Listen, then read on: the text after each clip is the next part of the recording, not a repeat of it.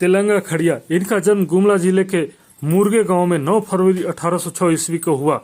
इन्हें सनातन धर्म में अटूट विश्वास था। इनके पिता का नाम धुइया खड़िया एवं माता का नाम पेतो खड़िया था। इनकी पत्नी का नाम रत्नी खड़िया एवं इनका संगठन जूरी पंचायत कहलाता था।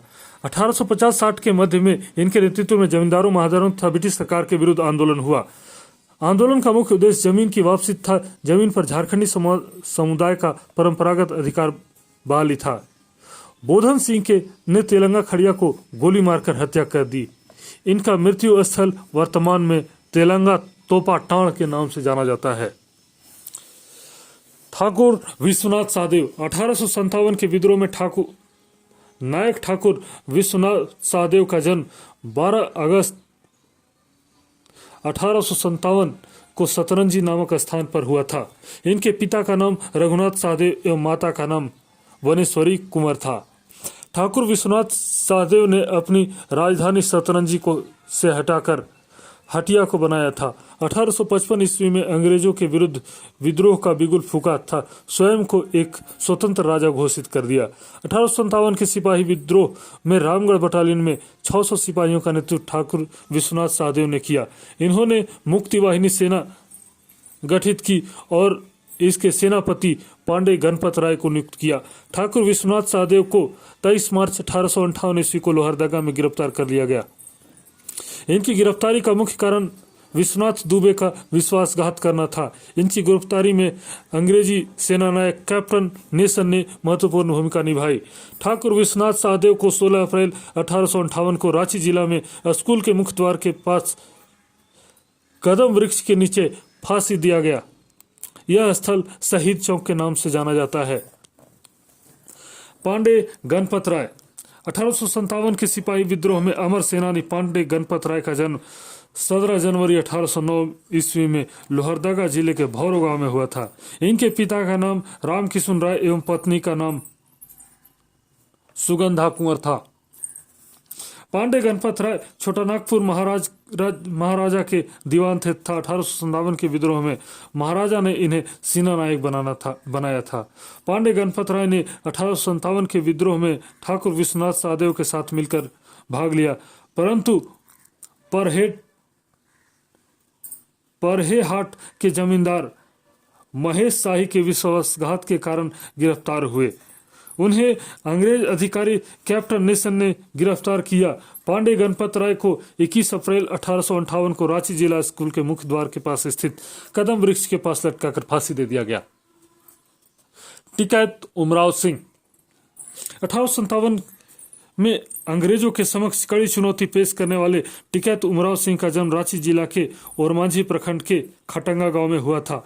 इनका संबंध बंधगांव राज परिवार से था। ये 12 गांव के राजा थे। 1857 के विद्रोह के समय टिकैत उमराव सिंह उनके छोटे भाई टिकैत घासी सिंह को गिरफ्तार कर लोहरदगा के जेल में डाल दिया गया, जहां इनकी मृत्यु हो गई। जबकि टिकैत उमराव सिंह को शेख भिखारी के साथ 6 जनवरी 1858 को गिरफ्तार कर 8 जनवरी 1858 को चुट्टूपाली घाटी में वट वृक्ष के नीचे विलियम ऑक्स के मौखिक आदेश पर फांसी दे दिया गया।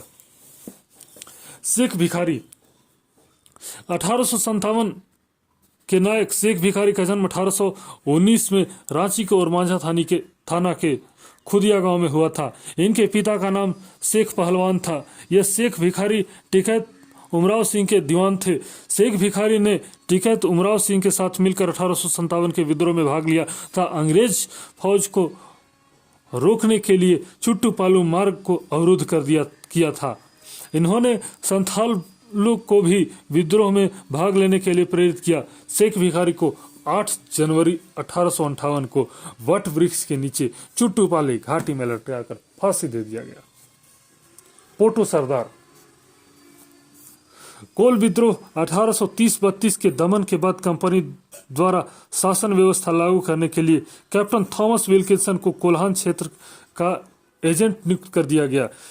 इसी नियुक्ति को लेकर स्थानीय लोगों के मन में निराशा पनपी, जिसके फलस्वरूप कोल्हान क्षेत्र में के टोंटो प्रखंड स्थित राजा बासा पीड़ के पोटो सरदार के नेतृत्व में 22 पिंडों के लोगों द्वारा विद्रोह किया गया। पोटो सरदार द्वारा किए गए विद्रोह की बड़ी विशेषता यह रही कि अनेक स्थलों में अंग्रेजों की सेना को इसके हाथों हार का सामना करना पड़ा। पोटो सरदारों को द्वारा सेरेंगिया एवं बागलिया घाटियों को अपने गिरफ्त में लेने का निर्णय वालंडिया के गुप्त सभा में लिया गया। इस विद्रोह में विद्रोहियों को तीर के प्रतीक के रूप में इस्तेमाल कर लोगों को आमंत्रित किया गया। अंग्रेजों को इस विद्रोह के बारे में प्रारंभ से कोई खबर नहीं थी, परंतु बाद में आक्रमण होते ही अंग्रेजों और विद्रोहियों को कुचलने का विवश होना पड़ा। अंग्रेजी प्रशासन 8 दिसंबर 1833 को पोटो सरदार को गिरफ्तार कर 1 जनवरी 1838 को जगन्नाथपुर में हजारों लोगों के बीच सेरेंसिया घाटी के लड़ाके पोटो सरदार नारो हो तथा बड़ाई हो को फांसी दे दी गई। दीवा किशुन। दीवा और किशुन रिश्ते में मामा और भांजे थे। दीवा सोरेन का जन्म सिंहभूम के राजनगर थाना के अंतर्गत मतकोमवेड़ा गांव में 1802 में हुआ था। मतकोमवेड़ा गांव में। किशुन सोरेन का जन्म राजनगर थाना क्षेत्र में गुमितपुर में हुआ था। दीवा किशुन के गुरु का नाम रघुनाथ भूइया था। दीवा किशुन मुख्य रूप से पोड़ाहाट के राजा अभिराम सिंह द्वारा अंग्रेजों के स्वाधीनता स्वीकार करने के पश्चात उस क्षेत्र में होने वाली आदिवासी तथा सदाने के ऊपर हुए शोषण के खिलाफ विद्रोह के नेतृत्व किए थे। इनके द्वारा डांडो एवं घोड़ा पहाड़ के लोगों को इकट्ठा कर कई बड़ी बड़ी सभाएं की गई। इस विद्रोह की खासियत यह थी कि इसमें सभी धर्म के लोगों द्वारा भागीदारी निश्चित की गई। अंततः दीवा एवं किशुन को ब्रिटिश प्रशासन एवं राजा अभिराम सिंह के सैनिकों द्वारा हिरासत में ले लिया गया और सरायकेला जेल में फांसी दे दी गई। नीलांबर पीताम्बर। 1857 के विद्रोह में पलामू के भोक्ता नेता नीलांबर पीताम्बर ने अंग्रेजी सत्ता के खिलाफ विद्रोह कर दिया।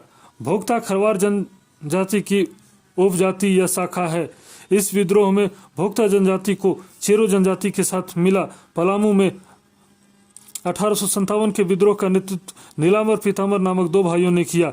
ये गुरिल्ला युद्ध में माहिर थे।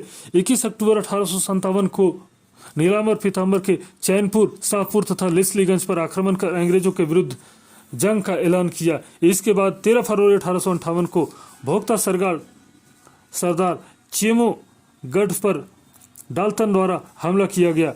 डाल्टन इन्हें गिरफ्तार कर 28 मार्च 1859 को लेस्लीगंज में आम के पेड़ पर लटकाकर फांसी दे दी। बाबू राम नारायण सिंह। स्वतंत्रता सेनानी बाबू राम नारायण सिंह का जन्म 19 दिसंबर 1885 ईस्वी को चतरा जिला के तेतरिया गांव में हुआ था। इनके पिता का नाम भोला सिंह था तथा इन्होंने अपने मैट्रिक की परीक्षा हजारीबाग के जिला स्कूल से पास किया था। राम नारायण सिंह ने आईए की परीक्षा संत जेवियर्स कॉलेज कोलकाता से और बीए की परीक्षा रिपन कॉलेज कोलकाता से प्राप्त किया था। राम नारायण सिंह ने लॉ की डिग्री पटना से प्राप्त करने के बाद 1913 में असिस्टेंट सेटलमेंट ऑफिसर की नौकरी ग्रहण की, परंतु इस पद से इन्होंने 1915 में इस्तीफा दे दिया और वकालत की पेशा शुरू किया। लेकिन पुनः 1921 में वे वकालत छोड़कर असहयोग आंदोलन में कूद पड़े। राम नारायण सिंह 1924 ईस्वी में हजारीबाग जिला बोर्ड के प्रथम निर्वाचित उपाध्यक्ष चुने गए, जिस पद पे वे 1946 तक रहे। साथ ही 1927 ईस्वी में इन्होंने लेजिस्लेटिव असेंबली केंद्रीय विधानसभा के सदस्य बने। इस पद पर 1946 तक कार्य किए। इसके बाद 1946 में संविधान सभा के सदस्य निर्वाचित हुए। 1952 के लोकसभा चुनाव में राम नारायण सिंह हजारीबाग लोकसभा क्षेत्र से निर्दलीय उम्मीदवार के रूप में विजयी हुए। राम नारायण सिंह को छोटा नागपुर केसरी के नाम से जाना जाता है तथा इन्हें स्वराज्य लूट गया नामक पुस्तक लिखी। 18 मार्च 1940 को रामगढ़ में कांग्रेस के 53वें अधिवेशन में रामनारायण सिंह को महात्मा गांधी ने छोटा नागपुर केसरी की उपाधि से अलंकृत किया। रामनारायण सिंह ने योग विद्या के प्रचार प्रसार के लिए दिल्ली के योगाश्रम की स्थापना की। इन्होंने झारखंड अलग राज्य का भी समर्थन किया। अंत में इनका निधन 24 जून 1964 को हुआ। श्रीमती सरस्वती देवी भारतीय स्वतंत्रता संग्राम में अग्रणी भूमिका निभाने वाली श्रीमती सरस्वती देवी का जन्म 5 फरवरी 1901 ईस्वी को हजारीबाग में हुआ था। इनके पिता का नाम प्रोफेसर विष्णुदयाल लाल सिन्हा था। श्रीमती सरस्वती देवी ने 1928 में पर्दा प्रथा उन्मूलन आंदोलन शुरू किया। स्वाधीनता आंदोलन में जेल जाने वाली पहली महिला सरस्वती देवी थी। इन्हें 26 जनवरी 1930 को झंडोत्तोलन के आरोप में जेल जाना पड़ा। 1937 में के चुनाव में भागलपुर जिला के विधानसभा क्षेत्र में इनका चयन हुआ। इन्होंने भारत छोड़ो आंदोलन का आरंभ हजारीबाग में 11 अगस्त 1942 में किया, परंतु इसी दिन इन्हें गिरफ्तार कर भागलपुर जेल में भेज दिया। इनका निधन 10 दिसंबर 1958 को हुआ। सुखलाल सिंह राष्ट्रीय आंदोलन में चतरा एवं हजारीबाग में महत्वपूर्ण भूमिका निभाने वाले सुखलाल सिंह का जन्म 3 जून 1897 ईस्वी को हुआ। ये प्रसिद्ध स्वतंत्रता सेनानी रामनारायण सिंह के भाई थे। सुखलाल सिंह ने स्नातक की शिक्षा बीए कॉलेज पटना से प्राप्त की। असहयोग आंदोलन के शुरुआती दौर में सुखलाल सिंह चतरा में बंदी बनाए गए। सुखलाल सिंह चतरा गिरिडीह विधानसभा क्षेत्र में 1936 में विधायक निर्वाचित हुए। भारत छोड़ो आंदोलन में सुखलाल सिंह 9 अगस्त 1942 को गिरफ्तार हुए थे। सुखलाल सिंह पुनः 1952 ईस्वी में बिहार विधानसभा चुनाव में चतरा के विधायक चुने गए। इनका निधन 9 जून 1969 को हुआ। बजरंग सहाय राष्ट्रीय आंदोलन में गिरिडीह में सबसे महत्वपूर्ण भूमिका बजरंग सहाय ने निभाई। इनका जन्म 1 दिसंबर 1896 को गिरिडीह के चंबा गांव में हुआ था।